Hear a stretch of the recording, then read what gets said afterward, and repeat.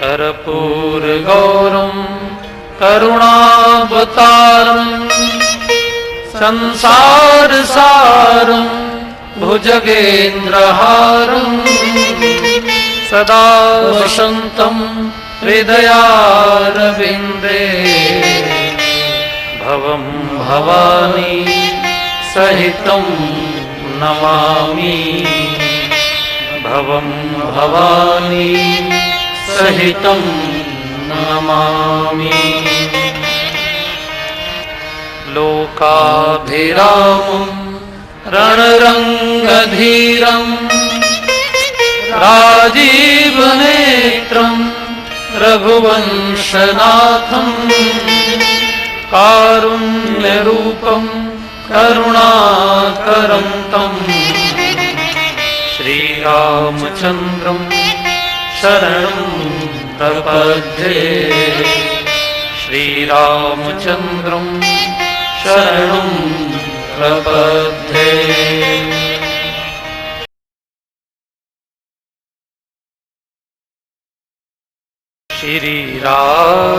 श्रीरामचन्द्र कृपालु भजे मन हरण भव भयदारुणं नवकञ्जलोचन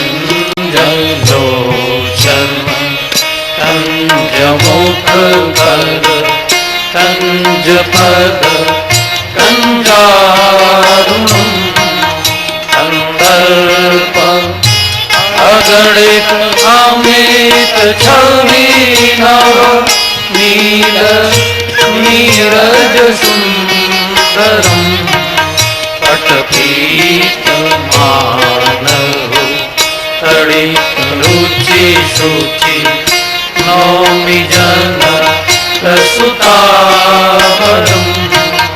भजुदीन बंधु दिनेश दानव दैत्य वंशनिकंदनं रघुनंदन आनंद कंद कौशल चंद्रदश रत्नंदनं सिरमुकुट कुंडल तिलक चारु उदार अंग विभूषणं आजानु भुज सरचापधरे संग्रामहित हरदूषणम् इति वदति तुलसीदास शंकर शेष मुनि मनरंजनम् मम हृदय चंद्र निवास कुरु कामादिखल दलगंजनम् श्रीरामचंद्र कृपालु भज मन हरण भव भयदारुणं नवकञ्जलोचन कञ्जमुखकर कञ्जपद कञ्जारुणं श्रीरामचन्द्र कृपालु भज मन हरण भव भयदारुणं हरण भव भयदारुणं। राजा दशरथ की मृत्यु हो गई। शरीर को रखा गया तेल की नाव में जिससे शरीर खराब ना हो, चूंकि एक भी बेटा पास में नहीं है, चिता को अग्नि कौन देगा। गुरु वशिष्ठ ने तुरंत दौड़ाया दूतों को, जाओ भरत को बुला के लाओ, शत्रुघ्न को बुला के लाओ, और ये मत बताना कि राम वन चले गए हैं और ऐसी घटना हो गई, नहीं तो भरत जी रास्ते में ही प्राण छोड़ देंगे। दूत गए, भरत जी आए, सबसे पहले अपनी मां के दरवाजे पर गए, मां के महल में गए, मां ने आरती उतारी। भरत जी ने पूछा, मां ये सारी अयोध्या बिल्कुल उदास उदास दिखाई दे रही है, क्या कारण है। मां ने कहा, बेटा कोई भी बात नहीं है, बात तो सब ठीक है। और मैंने तो तेरे राज तिलक की पूरी व्यवस्था कर दी है, लेकिन विधाता ने कुछ काम बीच में बिगाड़ दिया, तेरे पिता का स्वर्गवास हो गया। अब आप देखिए कैकेयी क्या बोल रही है कि विधाता ने कुछ काम बिगाड़ दिया, तेरे पिता का स्वर्गवास हो गया। कछुक काज विधि बीच बिगाड़े, भूपति सुरपति पुर पग धारे। ये नहीं कहा कि मैंने बिगाड़ दिया। हम लोगों की यही आदत होती है, अच्छा किया तो मैंने किया, राज तिलक की व्यवस्था मैंने की, बुरा किया तो विधाता ने किया।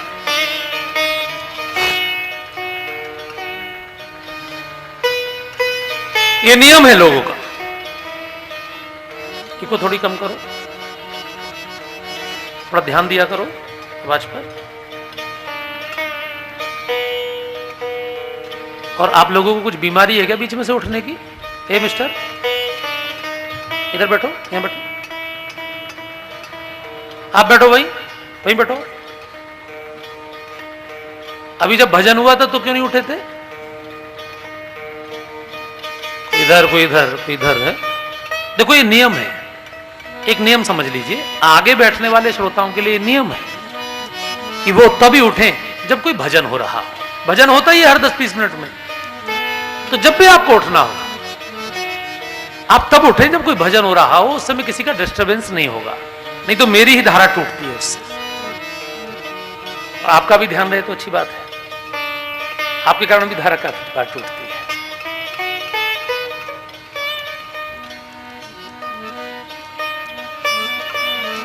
तो देखिए आदमी की आदत होती है, अच्छा किया तो मैंने किया, बुरा किया तो भगवान ने किया। कैकेयी ने कहा कि सिंहासन की व्यवस्था मैंने की और जो पिताजी मरे वो उसने मारे।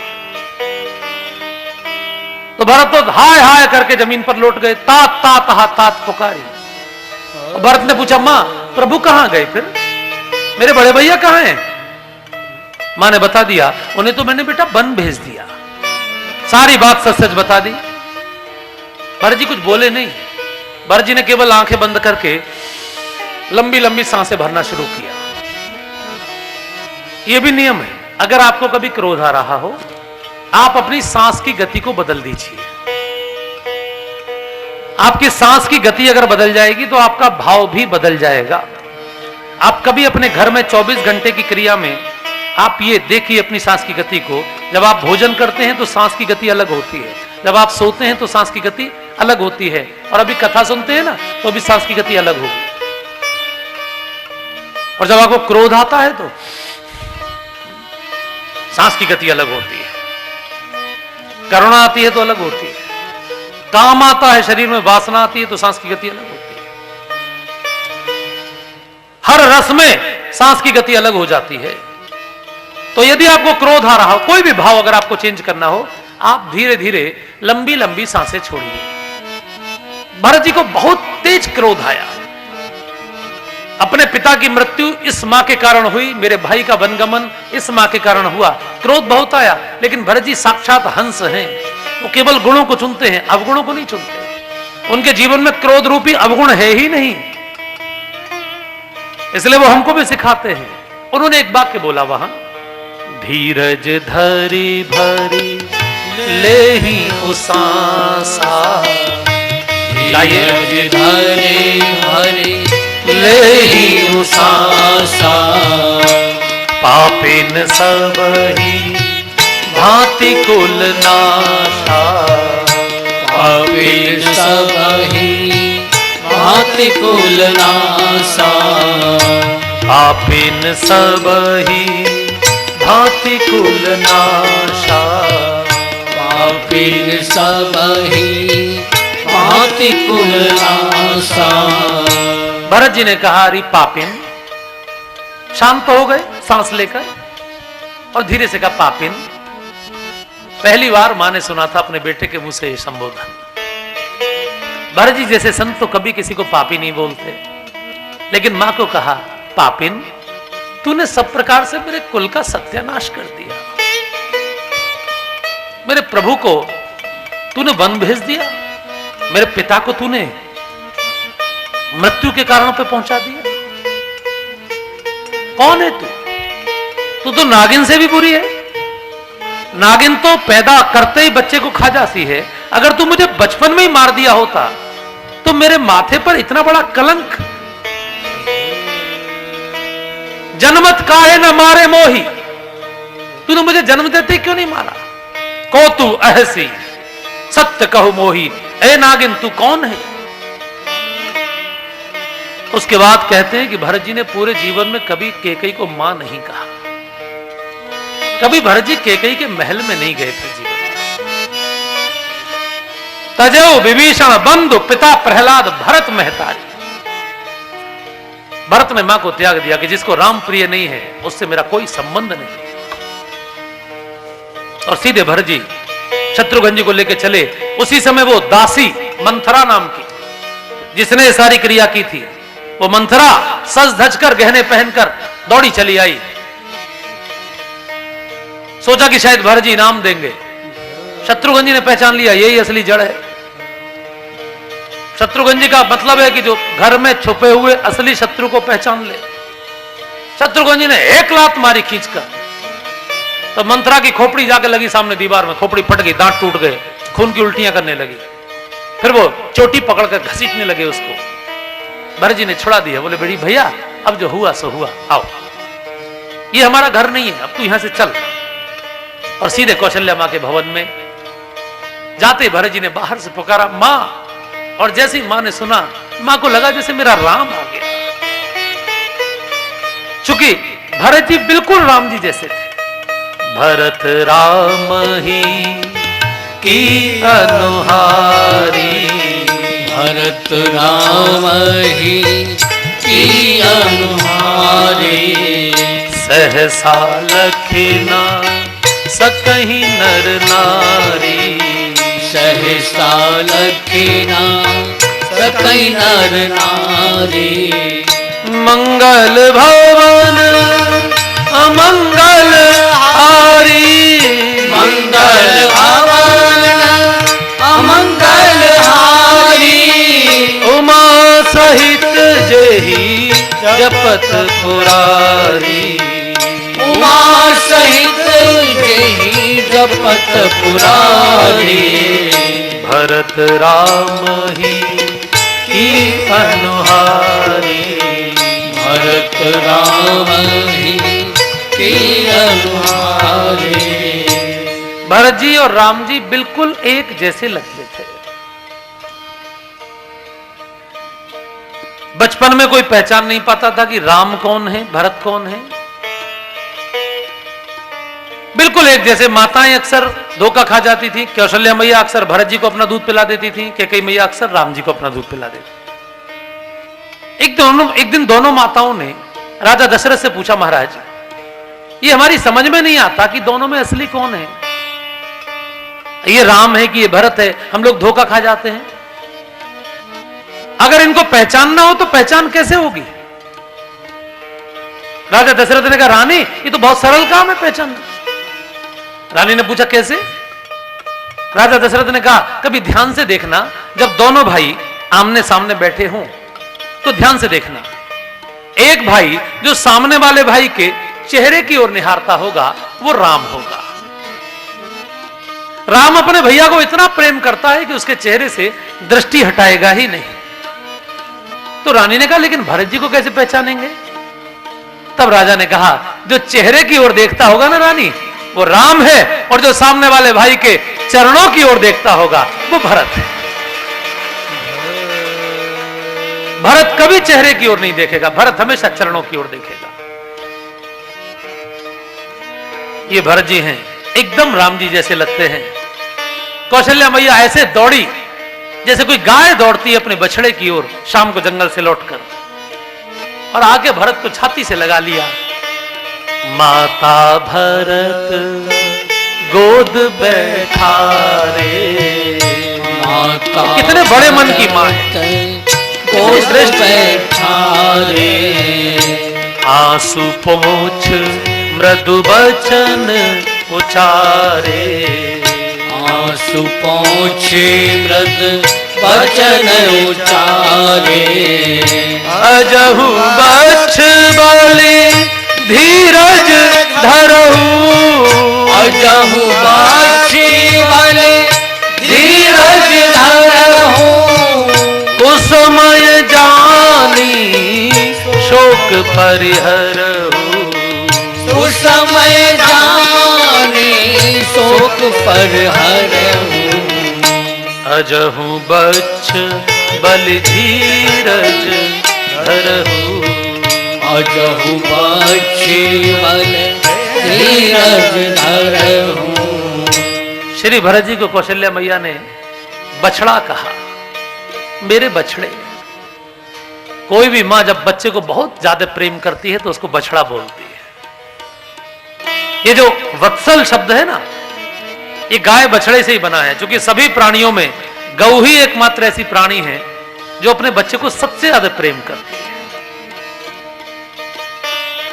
इसलिए अपने बच्चों को भी गाय का दूध पिलाने का विधान है। अब लेकिन आप भैंस का पिलाते हैं। भैंस का तो पड़ा रहता है एक तरफ, वो तो नहीं भागती। भैंस का दूध पीने से भाव भी ऐसे ही हो जाते हैं। आप में से कितने घर ऐसे हैं जहां, ये तो नहीं पूछूंगा भैंस का, ये पूछूंगा जहां गाय का दूध पिया जाता है। ऐसे कितने परिवार हैं? राहत खड़ा करिए।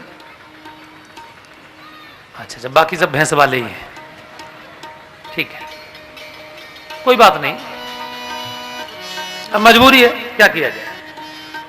और अब तो खैर ना गाय का दूध है ना भैंस का दूध है, अब तो मध्य प्रदेश शासन का दूध आ रहा है। मैंने पैकेट पढ़ा वो सांची का, उस पर लिखा था मध्य प्रदेश शासन का दूध। मैंने कहा शासन कब से दूध देने लगा?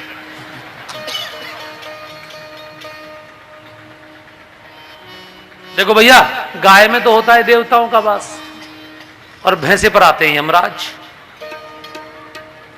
अब आप खुद ही तय करिए कि आप अपने घर देवताओं को बुलाना चाहते हैं कि यमराज को। मैं तो चाहूंगा कि कम से कम जो रामकथा सुन रहे हैं उनके घर में देवताओं का ही वास रहे।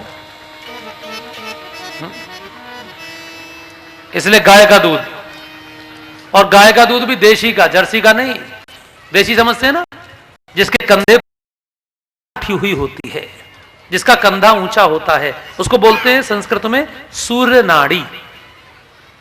वो देशी गाय के अंदर ये विशेषता होती है कि वो भगवान सूर्य से, सूर्य की किरणों को अपने शरीर में धारण करती है और उस सूर्य नाड़ी के माध्यम से वो सूर्य भगवान की किरणों में से सोना, चांदी, सभी धातुओं को अपने शरीर में धारण करके अपने दूध के माध्यम से आपको देती है। इसलिए उसका दूध भी पीला, उसका घी भी पीला, उसका मक्खन भी पीला। ये जो पीलापन है इसको विटामिन डी बोलते हैं और इसको साइंस की भाषा में कैरोटीन बोलते हैं।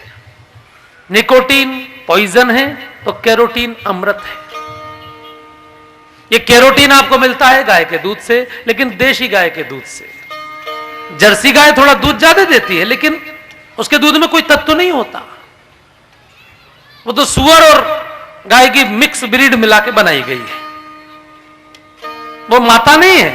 गौ माता तो हमारी वो माता है जो नंदी, भगवान शिव का नंदी जैसे उठी हुई डांट का होता है, जो उठी हुई डांट वाली गौ माता है वो हमारी गौ माता है। और जो जर्सी हैं वो आंटी जी हैं। तो मां का दूध, मां का दूध पियो भाई।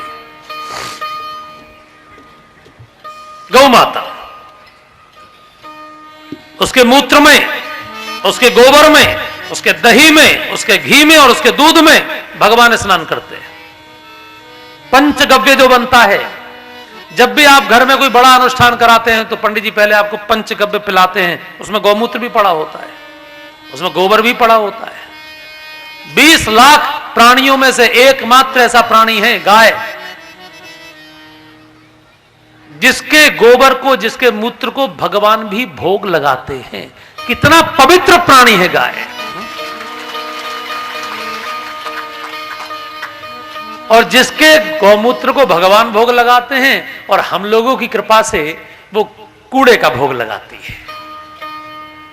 क्योंकि हम में से बहुत सारे स्वार्थी लोग ऐसे भी हैं जो गाय पालते तो हैं, सुबह छोड़ देते हैं। अब वो गलियों में घूमती घूमती कूड़ा खा खा के पॉलीथीन खा के उसका पेट ये फूल जाता है और शाम को फिर पकड़ लेते हैं, फिर दूध दूह लेते हैं। कुछ ऐसे ही छोड़ देते हैं। जब दूध देना बंद कर देती तो छोड़ देते हैं सड़क पर। अरे अगर मां मानते हो तो अपनी मां को तो कभी नहीं छोड़ते सड़क पर, तो उस मां को क्यों छोड़ते हो? केवल इसलिए कि उसके ऊपर 1000 रुपए साल के खर्च हो जाएंगे आपके। 1000-2000 रुपए अगर खर्च भी हो जाए साल में उसके ऊपर, गोबर तो देगी ना, गौमूत्र देगी। अपने घर में फिनाइल, पानी में फिनाइल की जगह गौमूत्र डालो, बचेगा। गोबर के कंडे बनाकर धूप बत्ती बनाओ उसकी, वो गाय जितना खाएगी उससे ज्यादा का आपको दूध देने के बाद भी, बिना दूध देते हुए भी आपको दे देती है वो। अपने घर में सब्जी उगाओ, अपने घर में कुछ पेड़ वेड़ हो तो उसके गोबर का खाद बना के लगाओ, और मैं गारंटी देता हूं कि अगर आपने एक वर्ष में 2000 रुपए एक गाय पर खर्च भी कर दिए, बूढ़ी गाय पर भी जो कुछ नहीं देती, परमात्मा आपको कहीं ना कहीं से 20,000 रुपए का फायदा करा देगा निश्चित रूप से।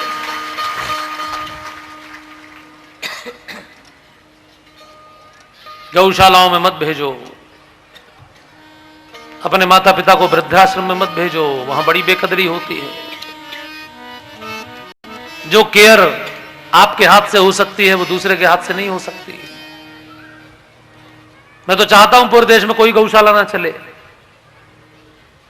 गौशाला की क्या आवश्यकता है? गौशाला तो धर्मशाला जैसी हो गई। अरे भाई, जब हर किसान अपने घर पालेगा तो फिर गौशाला की क्या जरूरत है? लेकिन आप लोग नहीं पालते, इसलिए गौशाला की आवश्यकता पड़ती है। हम सब अपने घर, हमारे बच्चों को दूध मिलेगा अमृत की तरह तो बच्चे बलशाली होंगे। कन्हैया गाय का दूध पीते थे तो देखो 11 साल की उम्र में कंस को उठा के पटक दिया, बड़े बड़े राक्षस मार दिए गाय के दूध से। अगर भैंस का दूध पी रहे होते, गाय का बच्चा देखा है पैदा होते कैसा उछलता है? गाय का बच्चा पैदा होते गाय एक बार चाटती है उसे, बच्चा एकदम उछलता है। और भैंस का 3-4 घंटे तक तो सांसें नहीं लेता, फिर उसे उठा के खड़ा करते फिर गिर पड़ता है, फिर उसे उठा के करते फिर गिर पड़ता है। आपका बच्चा भैंस का दूध पिएगा तो जब आप उसे पढ़ने के लिए बिठाओगे तो फिर नींद आ रही है। फर्क पड़ता है भैया हर चीज का। बोलिए गौ माता की जय। गौ माता की जय तभी सार्थक है जब आपके द्वारा उसकी सेवा। जब घर में कार खड़ी करने की जगह हो सकती है तो गाय पालने की क्यों नहीं हो सकती? और ये जो शरीर हो गए ना बीमार, ये भी ठीक हो जाएंगे जब एक गाय का चारा काटोगे ना। मैं जब भी अपने घर जाता हूं तो अपने नौकर को हटा देता हूं, कहता हूं जब तक घर रहूंगा मैं ही काटूंगा। उससे पूरा शरीर फिट हो जाता है, आप स्वस्थ होंगे। आप गाय के शरीर के ऊपर अगर हाथ फेरेंगे, गाय आपको चाटेगी, आपको कोई बीमारी नहीं होगी। अगर मानते हो कि उसमें देवताओं का वास है तो, नहीं मानते तो फिर तो कोई बात ही नहीं है। और बैलों का क्या होगा? गाय हमारी माता है तो बैल हमारा।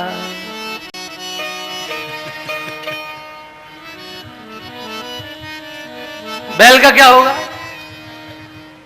बैलों को सब कसाईयों को बेच दे रहे हो ट्रैक्टर के चक्कर में। फिर कहोगे किसान आत्महत्या कर रहे, किसान तो आत्महत्या करेगा ही, क्योंकि जो गौ माता को निकाल देगा घर में से।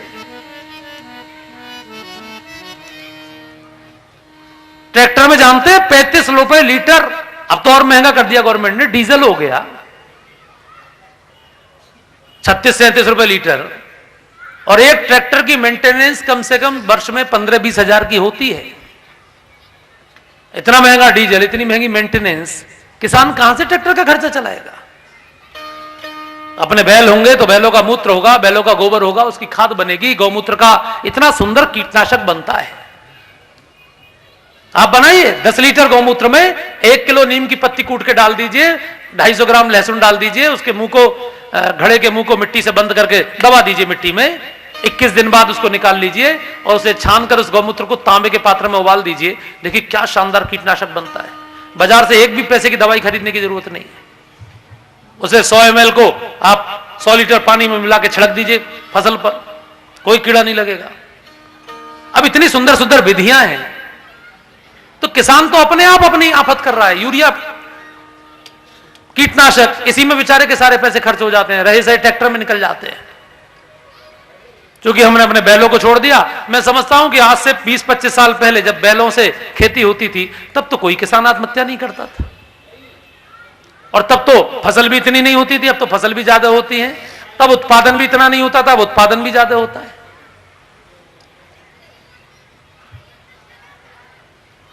गौ सेवा का मतलब है पूरे गौवंश की सेवा। गौशालाओं के व्यवस्थापकों को चाहिए कि अच्छे नंदियों का निर्माण करें, अच्छा दूध देने वाली गाय का बेटा नंदी बने, और वो शेष देशी गायों की नस्लों को सुधारे। अपने यहां की देशी गाय भी जर्सी से ज्यादा दूध दे सकती है, लेकिन हम उसकी क्वालिटी सुधारने पर ध्यान ही नहीं देते। कौशल्या मां ने भरत जी को बछड़ा कहा है। कोई भी मां जब बेटे को बहुत प्रेम करती है तो बछड़ा बोलती है। मां ने कहा मेरे बछड़े। भरत जी लिपट कर रोए मां से। भरत जी ने कहा मां, दुनिया में जितने प्रकार के पाप होते हैं ना, उन सब का फल मुझे एक साथ मिल जाए, अगर मेरा जरा सा भी षड्यंत्र हो तो। मां ने कहा बेटे मैं जानती हूं तू कैसा, तू तो देवता है। दोनों मां बेटों ने मिलकर बहुत याद किया प्रभु को। उसी समय महल के बाहर बिजली कड़की, बारिश होने लगी। मां को राम की याद आ गई, और भरत जी ने कहा मां, मेरे प्रभु इस समय जंगल में कैसे बारिश से बच रहे होंगे। दोनों की आंखों से झरझर झरझर आंसू बहने लगे। आज मोहे रघुबर की सुधिया,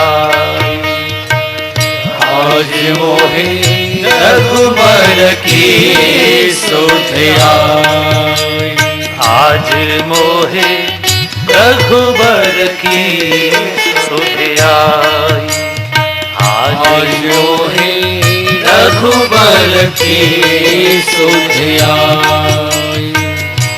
काहू वृक्ष तर भीजत होंगे, काहू वृक्ष तर भीजत होंगे, राम लखन दो भाई, आज मोहे राम लखन दो भाई, आज मोहे रघुबर की सुधिया, आज मोहे रघुबर की सुधिया।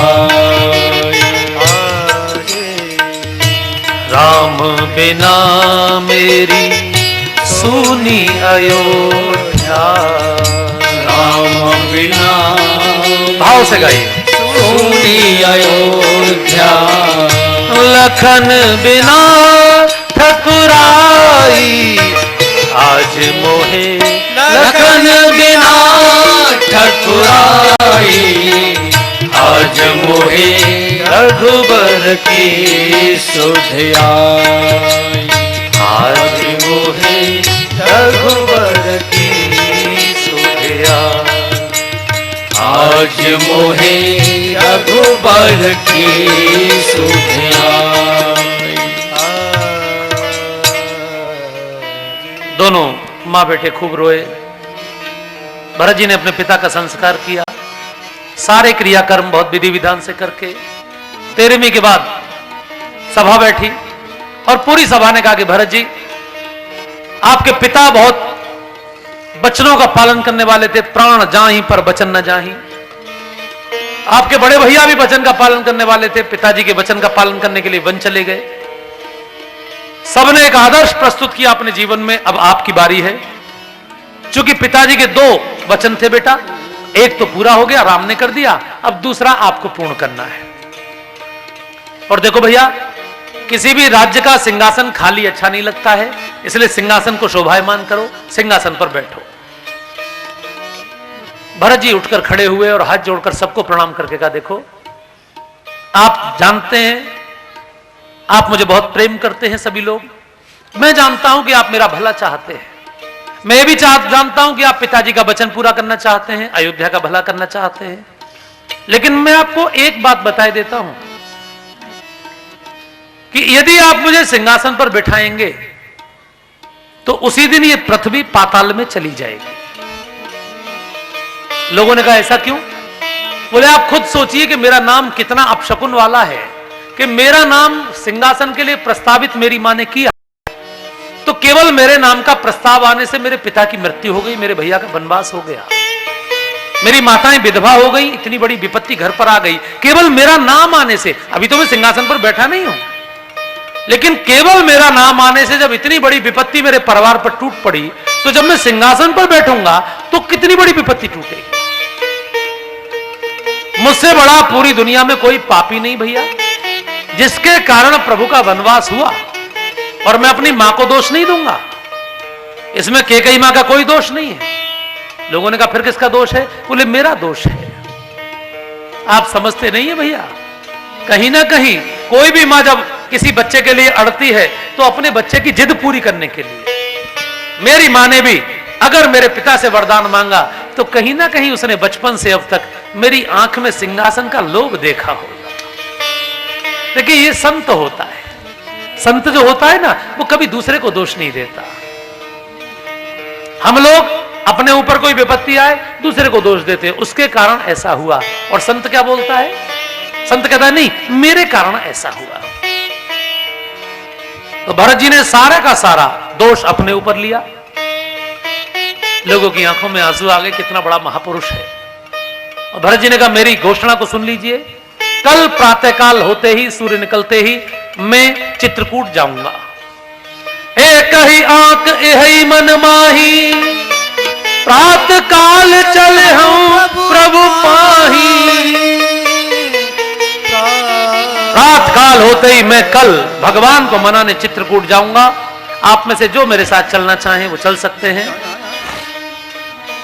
पूरी अयोध्या के नागरिकों में खुशी की लहर दौड़ गई, क्योंकि भगवान के पास तो सभी जाना चाहते थे। भरत जी ने रात में ईमानदार मंत्रियों को बुलाकर सारी अयोध्या का शासन सौंपा और सवेरे सबके साथ पहुंच गए, सबको लेकर। भगवान तो सोता हुआ छोड़ गए थे अयोध्या के लोगों को, लेकिन संत की आदत होती है कि सबको जगाकर लेकर जाना। भरत जी संत हैं। पहली रात भरत जी भी श्रृंगवेरपुर रुके। निषाद राज गुरु को शुरू में थोड़ा भ्रम हुआ, लेकिन बाद में भरत जी का प्रेम देखकर निषाद राज बिल्कुल आनंदित हो गए। और रात को भरत जी वहां गए जहां भगवान रात को सोए थे। भरत जी ने कहा निषाद राज मुझे वो स्थान दिखाओ जहां मेरे प्रभु रात को सोए थे। जब निषाद राज वहां लेकर गए तो उस पेड़ के नीचे अभी भी वो कुश का आसन ऐसे ही बिछा हुआ था। निषादों ने उसको तीर्थ जैसा बना दिया था। यहां हमारे प्रभु सोए थे ना, तो रोज उसकी परिक्रमा करते थे। सीताराम जहां सोए, भरत जी को उस स्थान को देखते ही आंखों से अश्रुओं की अविरल धारा प्रवाहित हो गई। भरत जी को लगा मेरे जैसे पापी के कारण मेरे प्रभु को जमीन पर सोना पड़ा। और उसी समय भरत जी को उन कुश के आसन के ऊपर सीता जी की साड़ी में से टूटे हुए सोने के 2-4 तारों के टुकड़े दिखाई दिए। सोने की तारों की साड़ी थी मां की। तो कनक बिंदु दुई चारिक देखे, उन बिंदुओं को उठाकर भरत जी ने सिर पर रख लिया। राखे शीस सिए सम लेखे, जैसे मेरी मां के चरण मेरे सिर पर आ गए। और उसके बाद भरत जी ने उस स्थान की परिक्रमा शुरू की। परिदक्षिणा करहि प्रणाम, बार बार दंडवत करते हैं, बार बार परिक्रमा करते बहुत प्रेम से भरत जी उस स्थान की परिक्रमा भी कर रहे हैं, दंडवत भी कर रहे हैं। रात को वहां रुके। सवेरा होते ही निषाद राज की कृपा से एक ही बार में सब पार हो गए। भरत जी आगे आगे तो भेजे गुरुदेव को, माताओं को, शत्रुघ्न जी के साथ, बीच में मंत्रियों को, सेना को, और सबसे पीछे भरत जी स्वयं चले रथ से उतरकर। बाकी सब रथों में गए, लेकिन भरत जी स्वयं पैदल, साथ में रथ चल रहा था, नंगे पैर। धूप तप रही थी, पैरों में छाले पड़ने लगे, छाले फूटने लगे, खून निकलने लगा। कोमल श्री चरण थे भरत जी के, राजकुमार थे। तो वहां के सेवकों ने कहा महाराज आप रथ पर चलिए ना, आप जमीन पर क्यों चल रहे हैं? भरत जी ने उस समय अपने सेवकों को कहा भैया इस भूमि पर मेरे प्रभु नंगे पैर गए थे, मेरी मां जानकी जिसके पैर के नीचे कमल का पराग बिछाया जाता था 5-5 मन, वो इसी भूमि पर नंगे पैर चल के गई थी। और मेरा छोटा लाडला लखन इसी भूमि पर नंगे पैर गया था। जब मेरे प्रभु इस पर नंगे पैर गए थे तो मुझे तो इस पर सिर के बल चलना चाहिए, क्योंकि मैं उनका सेवक हूं। देखिए, ये तो हम सभी गाते हैं कि हम भगवान के सेवक हैं, लेकिन सेवक कैसा होता है ये भरत जी सिखाते हैं।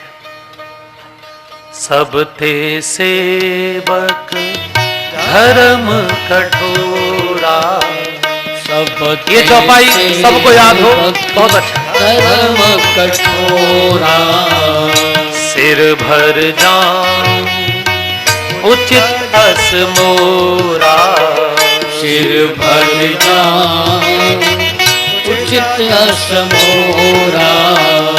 भरत सरिस को राम सनेही, भरत सरिस को राम सनेही, जग जप राम राम जप जेही, जग जप राम राम जप जेही।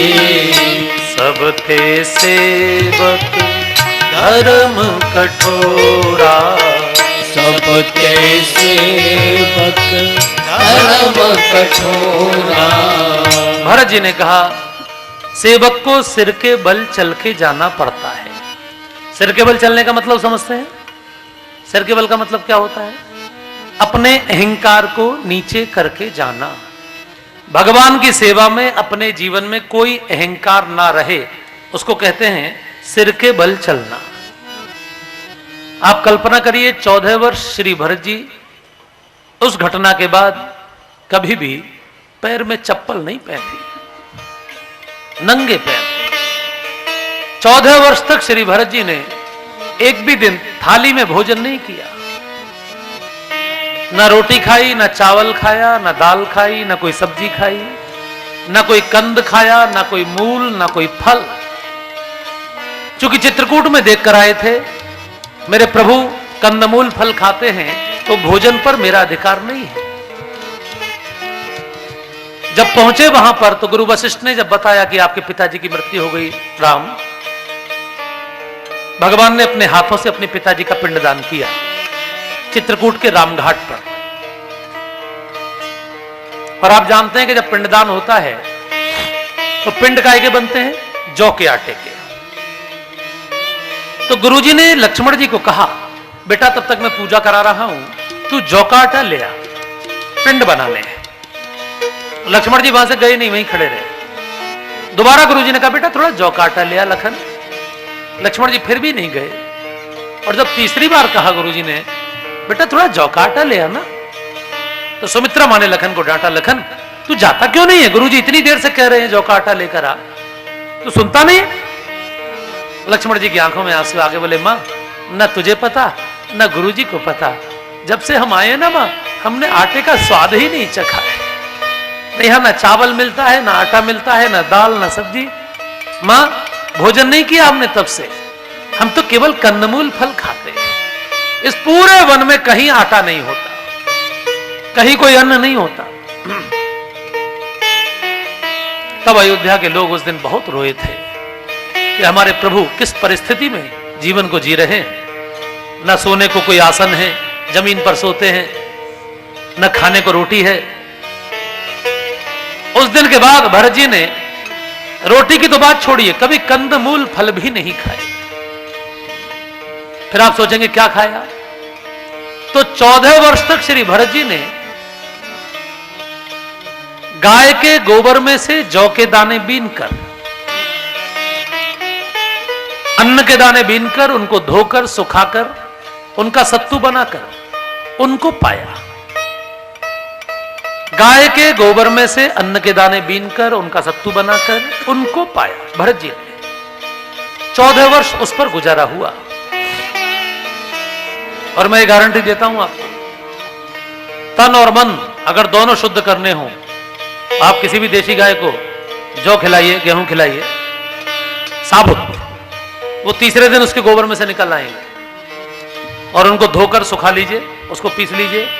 उसका यदि आप रोटी खाएंगे तो कैसी भी बीमारी शरीर में हो सब दूर हो जाएगी। एकदम निर्मल, भरत जी बिल्कुल निर्मल हैं, एकदम हंस हैं। भगवान की जटाएं वन में बढ़ी तो श्री भरत जी की जटाएं भवन में रहकर बढ़ी। क्यों है? माने का पता तो मुझे भी नहीं, सुनती तो मैं भी हूं, रात भर सिसकी भरते हैं। तो दोनों पूछने गए, दोनों ने जाके पूछा, प्रभु आप रात भर रोते क्यों हैं, कोई कष्ट है क्या आपको? भगवान ने कहा नहीं भैया, हमसे कोई गलती हो गई? बोले नहीं। फिर आप रात भर क्यों रोते हैं? भगवान ने कहा भैया मैं नहीं रोता, वो नंदी गांव की कुटिया में बैठा हुआ जो भरत है ना, वो रात भर मुझे याद करके रोता है, और जब मेरा भैया मुझे याद करके रोता है तो मैं कैसे सो सकता हूं? अगर मुझे शांत करना है तो पहले मेरे भाई को शांत कर। आप जानते हैं भरत जी 14 वर्ष एक भी रात अयोध्या के राजमहल में नहीं सोए। चित्रकूट से लौटने के बाद भरत जी ने अयोध्या से 14 किलोमीटर दूर एक जमीन में गड्ढा खोदा, नंदी गांव नाम के स्थान पर। नंदी ग्राम करि परन कुटीरा, कीन निवास धर्म धुर धीरा। नंदी ग्राम में एक गड्ढे में बैठकर भरत जी सोते नहीं थे, सारी रात रोते थे। मेरे प्रभु जमीन पर सोते हैं तो मेरा जमीन पर अधिकार नहीं है, जमीन में गड्ढा खोदकर। आज भी आप चाहें तो दर्शन कर सकते हैं, आज भी वो गड्ढा मौजूद है, आज भी भरत जी की प्रतिमा मौजूद है। अयोध्या से 14 किलोमीटर दूर गोरखपुर रोड पर वो गांव है नंदीग्राम। कितना कठोर तप श्री भरत जी ने किया। अगर भरत जी सो गए होते तो हनुमान जी को बाण मार के नीचे कौन गिरा था रात में? हनुमान जी ने पूछा भगवान से, प्रभु ये क्या बात हुई? भगवान ने पूछा क्या? बोले मेरे हृदय में आप हर समय रहते हैं, जासो हृदय आगार बसे ही राम, फिर भी मुझे भरत जी ने बाण मार के गिरा दिया। भगवान ने कहा भैया तेरे हृदय में तो मैं अकेला रहता हूं, तेरे हृदय में मैं अकेला रहता हूं, लेकिन भरत के हृदय में, भरत हृदय सिय राम निवासु, सीता जी भी रहती है, इसलिए उसकी शक्ति दुगनी है। और यहां से भरत जी नंगे पैर चलते हुए तीर्थराज प्रयाग पहुंचे। भरद्वाज ऋषि के आश्रम में रुके, और भरद्वाज ऋषि के आश्रम में रुकने से पहले भरत जी ने त्रिवेणी संगम को प्रणाम किया। त्रिवेणी संगम पर एक ओर से गंगा जी गोरी गोरी, एक ओर से यमुना जी श्याम रंग की, दोनों नदियों का मिलन हो रहा था। तो गोरे और श्याम रंग को देखकर भरत जी को अपने सीताराम प्रभु की याद आ गई। मेरी मां भी, मेरे प्रभु भी ऐसे ही लगते थे। देखत श्यामल धवल नीलोरे, देखत श्यामल धवल। आप सब ध्यान करिए उस घटना।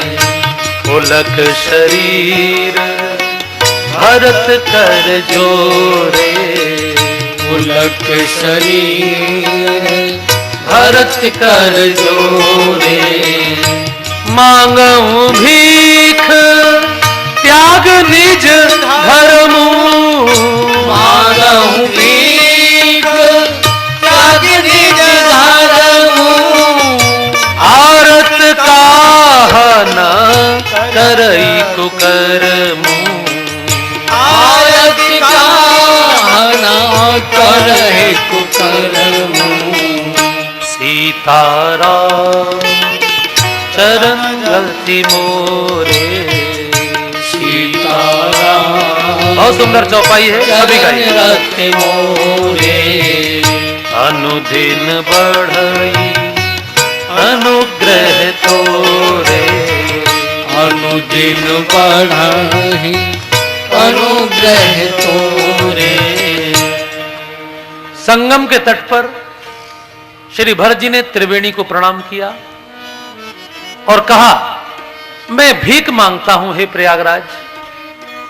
वैसे तो मैं क्षत्रिय हूं और क्षत्रिय कभी किसी से मांगता नहीं है, लेकिन आज मैं अपना धर्म छोड़कर आपसे मांगता हूं कि भगवान सीताराम के चरणों में मेरा प्रेम निरंतर बढ़ता ही चला जाए।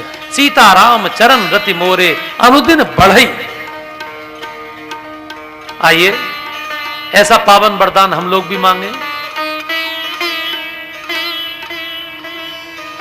उसी समय भरत जी ने वरदान मांगा है। बहुत ध्यान से सुनने की बात है। कैसा वरदान मांगा है? अर्थ न धर्म न काम रुचि, गति न चहु निर्वाण। ना तो मुझे अर्थ चाहिए, ना मेरी कोई कामना है, ना मोक्ष, ना कोई धर्म। धर्म अर्थ काम मोक्ष चारों में से कुछ भी नहीं चाहिए।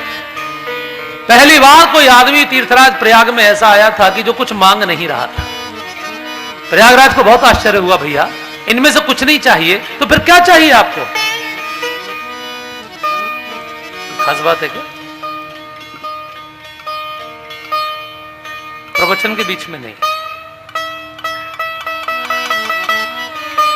4 चीजें, धर्म, अर्थ, काम, मोक्ष। ना तो पैसा, ना कोई कामना, ना मोक्ष और ना धर्म।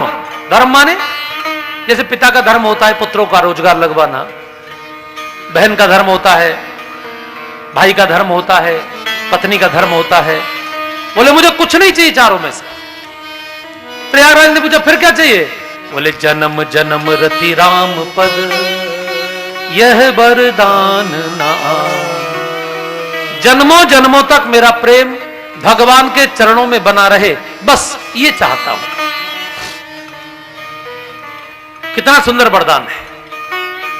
पहली बार तीर्थराज प्रयाग ने ऐसा आदमी देखा था। आपने आकाशवाणी तो बहुत सुनी होंगी, सुनिए आपने आकाशवाणी? सुनिए कहां?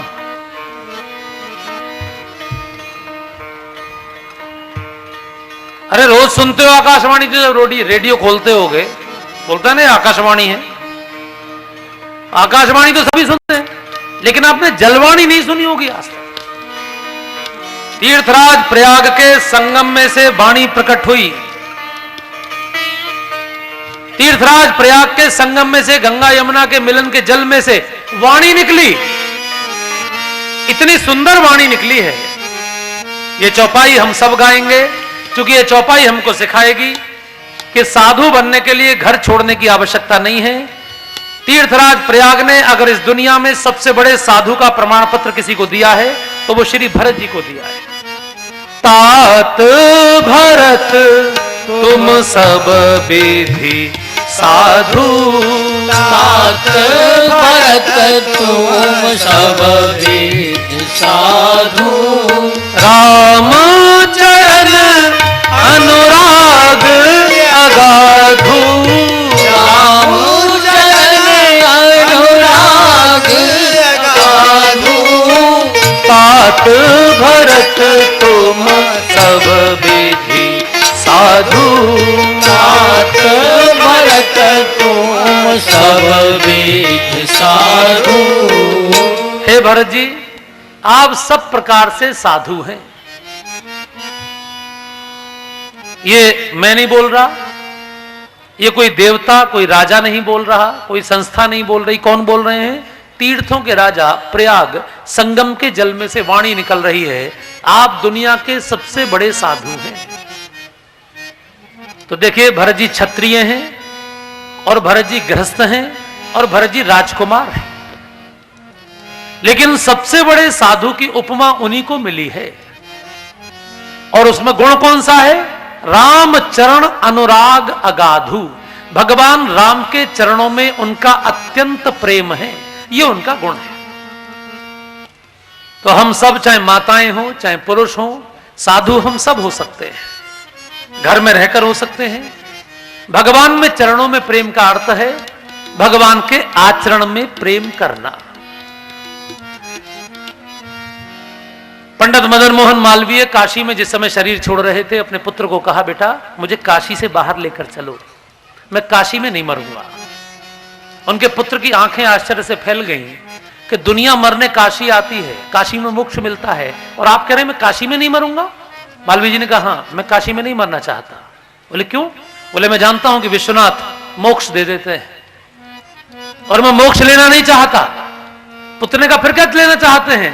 बोले बेटा मैं चाहता हूं कि बार बार मेरा जन्म अपनी भारत माता की गोद में हो और बार बार मैं अपने देश और धर्म की सेवा कर सकूं। बस मोक्ष पा जाऊंगा तो फिर जन्म नहीं ले पाऊंगा। मैं तो चाहता हूं कि बार बार प्रभु की भक्ति करूं, प्रभु की मिट्टी में जन्म, इस देश में जन्म लूं। भगवान के चरणों में अगाध प्रेम श्री भरत जी का है। भगवान के चरणों की सेवा। देखिए, देशभक्ति सिखाते हैं तो कौन सिखाते हैं हमको? राम सिखाते हैं।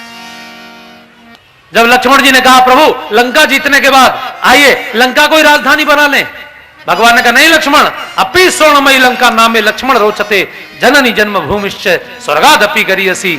ये मुझे सोने की लंका अच्छी नहीं लगती, मुझे तो अपनी भारत माता प्राणों से भी प्यारी है, स्वर्ग से भी अधिक प्यारी है। जननी जन्म भूमि। देशभक्ति का सूत्र पढ़ाते हैं तो राम पढ़ाते हैं। गायों की सेवा करना सिखाते हैं, संतों की सेवा करना सिखाते हैं। राम का अवतार क्यों होता है? विप्र धेनु सुर संत हित। विप्रों की रक्षा के लिए, वेदों की रक्षा के लिए, देवताओं के लिए, संतों के लिए। ये जो कथा हो रही है ना, ये भारतीय धरोहर, ये लिखा हुआ है। भारतीय धरोहर क्या है? भारतीय धरोहर राम ही तो है। राम से बड़ी कौन भारतीय धरोहर? राम जो जो हमको सिखाते हैं जीवन जीने का तरीका, वो सब हमारी धरोहर है। राम से सीखिए। भरत जी का उनके चरणों में प्रेम है, हमारा भी उनके चरणों में प्रेम हो तो हम भी साधु जैसे हो जाएंगे।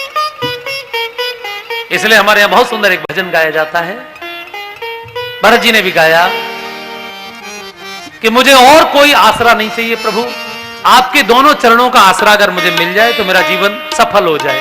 दोनों चरणों का आसरा मतलब मेरे दिल में, मेरे दिमाग में, मेरे हाथों में जैसा आचरण आप करते थे उसका कुछ अंश अगर आ जाए, मैं भी यदि वैसा ही जीवन जीऊं तो जीवन सफल है। आसरा इस जहां का मिले ना मिले, मुझको तेरा सहारा सदा चाहिए। आसरा इस जहां का मिले ना मिले, मुझको तेरा सहारा सदा चाहिए।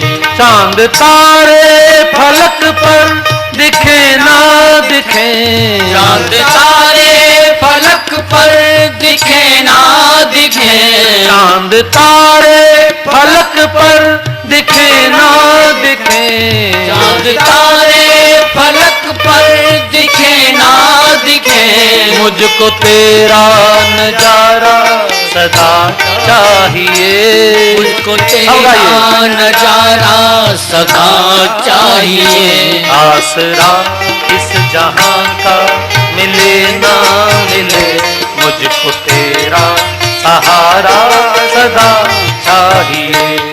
आसरा इस जहां का मिले ना मिले, मुझको तेरा सहारा सदा चाहिए। यहाँ खुशियाँ हैं कम और ज्यादा है गम, यहाँ खुशियाँ हैं कम और ज्यादा है गम, तेरी रहमत समझकर के सहते हैं हम, तेरी रहमत समझकर के सहते हैं हम, तेरी रहमत समझकर के सहते हैं हम, तेरी रहमत समझकर के सहते हैं हम। मेरी चाहत की दुनिया बसे ना बसे, मेरी चाहत की दुनिया बसे ना बसे, मेरी चाहत की दुनिया बसे ना बसे, मेरी चाहत की दुनिया बसे ना बसे, मेरे दिल में बसेरा तेरा चाहिए, मेरे दिल में बसेरा तेरा चाहिए। आसरा इस जहां का मिले ना मिले, मुझको तेरा सहारा सदा चाहिए। आसरा इस जहां का मिले ना मिले, मुझको तेरा सहारा सदा चाहिए। मेरी धीमी है चाल तेरा पथ है विशाल। मेरी धीमी है चाल, भाव तेरा पथ है विशाल। मेरी धीमी है चाल, तेरा पथ है विशाल। मेरी धीमी है चाल, तेरा पथ है विशाल। चले ना चले, पैर मेरे थके हैं, चले ना चले। मेरे दिल में इशारा तेरा चाहिए। मेरे दिल में इशारा तेरा चाहिए। आसरा इस जहां का मिले ना मिले, मुझको तेरा सहारा सदा चाहिए। आसरा इस जहां का मिले ना मिले, मुझको तेरा सहारा सदा चाहिए। देखो भैया, भगवान का आचरण जीवन में धारण करना बहुत सरल नहीं है। बड़े बड़े लोगों की हालत खराब हो जाती है, जीवन में बड़े कष्ट आ जाते हैं, तो भक्त भगवान से प्रार्थना करता है, प्रभु पैर मेरे थके हैं, अगर मैं इस राह में थक भी जाऊं तो मेरे दिल में तू ही प्रेरणा देना कि मैं तेरे आचरण के अनुकूल जीवन जी सकूं।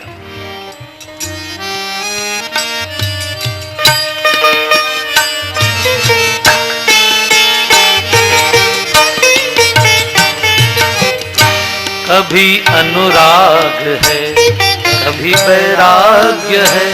कभी अनुराग है, कभी वैराग्य है। आप आज कथा में हैं, कल भी कथा में होंगे और कल के बाद ये कथा विराम ले लेगी। तो जब आप कथा में होते हैं तब परमात्मा से आपको बड़ा अनुराग हो जाता है, और घर से थोड़ा सा मोह माया से वैराग्य होने लगता है, और जब घर जाते हैं तो फिर घर से अनुराग हो जाता है, इधर से वैराग हो जाता है। तो ये चलेगा जीवन, कभी अनुराग चलेगा, कभी वैराग्य चलेगा। ये ध्यान रखना, ये शरीर तो ऐसे ही करेगा, लेकिन आत्मा कभी अनुराग है, कभी वैराग्य है। कभी अनुराग आओ है, कभी वैराग्य है। यहाँ बदले हैं माली वही बाग है। यहाँ बदले है माली वही बाग है। यहाँ बदले हैं माली वही बाग है। यहाँ बदले है माली वही बाग है। मेरे जीवन में ज्योति जले ना जले, मेरे जीवन में ज्योति जले ना जले। मेरी पूजा में ज्योति जले ना जले। मेरी पूजा में ज्योति जले ना जले। मेरे दिल में उजाला तेरा चाहिए। मेरे दिल में उजाला तेरा चाहिए। आसरा इस जहां का मिले ना मिले, मुझको तेरा सहारा सदा चाहिए। आसरा इस जहां का मिले ना मिले, मुझको तेरा सहारा सदा चाहिए। चांद तारे फलक पर दिखे ना दिखे, चांद तारे फलक पर दिखे ना दिखे। चांद तारे फलक पर दिखे ना दिखे। चांद तारे फलक पर दिखे ना दिखे। मुझको तेरा नजारा सदा चाहिए। मुझको तेरा नजारा सदा चाहिए। आसरा इस जहां का मिले ना मिले, मुझको तेरा सहारा सदा चाहिए। आसरा इस जहां का मिले ना मिले, मुझको तेरा सहारा सदा चाहिए। मुझको तेरा सहारा सदा चाहिए। मुझको तेरा सहारा सदा चाहिए।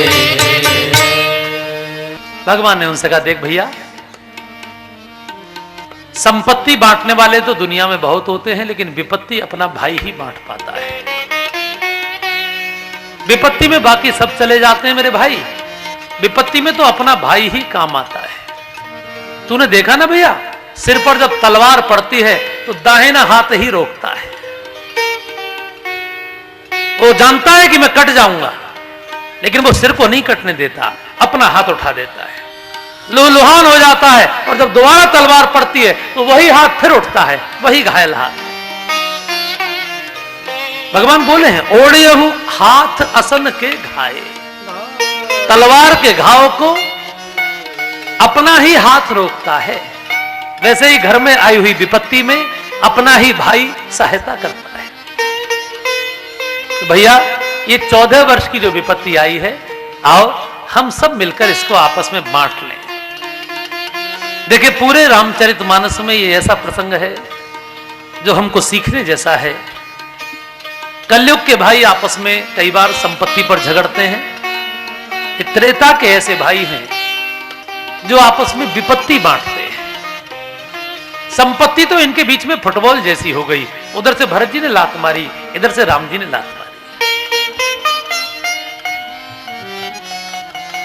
भगवान ने बोला, बांटहु विपत्ति सब ही मोहि भाई, बांटहु विपत्ति सब मोहि भाई, तुम ही अवधि भरी बड़ी कठिनाई, तुम ही अवधि भरी बड़ी कठिनाई, प्रभु करी कृपा पावरी दीनी, प्रभु करी कृपा पावरी दीनी, सादर भरत शीश धर लीनी, सादर भरत शीश धर लीनी, बांटहु विपत्ति सब ही मोहि भाई, बांटहु विपत्ति सब मोहि भाई। पहले तो भरत जी के प्रेम में भगवान डूब गए थे। देवताओं को लगा शायद वापस न चले जाएं राम, लेकिन बाद में भगवान ने कहा, भैया ये विपत्ति हम सबको बांटनी है। भरत जी ने प्रभु की आज्ञा शिरोधार्य की, उनके खड़ाऊ लेकर वापस लौटे।